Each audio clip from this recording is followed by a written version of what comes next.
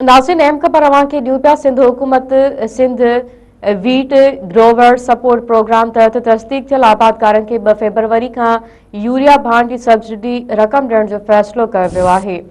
2 February खां आबादकारनि खे urea भाण जी subsidy जी रक़म ॾियण लाइ ज़राअत खाते ॿिए मरहले लाइ 12 अरब खां वधीक रक़म सिंध बैंक खे जारी करे छॾी आहे।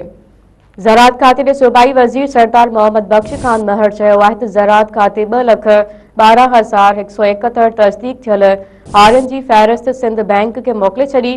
कणक जा तफ़सील थियल आबादकार फ़ी एकड़ 8,000 रुपया यूरिया सब्सिडी सिंध बैंक ऐं ॿियनि लाॻापियल बैंकुनि मां सूमर खां वसूल करे सघनि था। अहम ख़बर अवां खे ॾियूं पिया। सिंध हुकूमत Sindh wheat grower support programme तहत तस्दीक थियल आबादकारनि खे 2 फरवरी खां यूरिया भाण जी सब्सिडी रक़म ॾियण जो फ़ैसिलो कयो वियो आहे। 2 फरवरी खां आबादकारनि खे यूरिया भाण जी सब्सिडी जी रक़म ॾियण लाइ ज़राअत खाते ॿिए मरहले लाइ 12 अरब खां वधीक रक़म सिंध बैंक खे जारी करे छॾी आहे।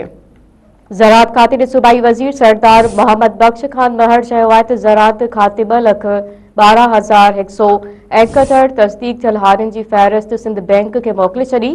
कणक जा तफ़सील थियल आबादकार फ़ी एकड़ 8,000 रुपया यूरिया सब्सिडी सिंध बैंक ऐं ॿियनि लाॻापियल बैंकुनि मां सूमर खां वसूल करे सघनि था।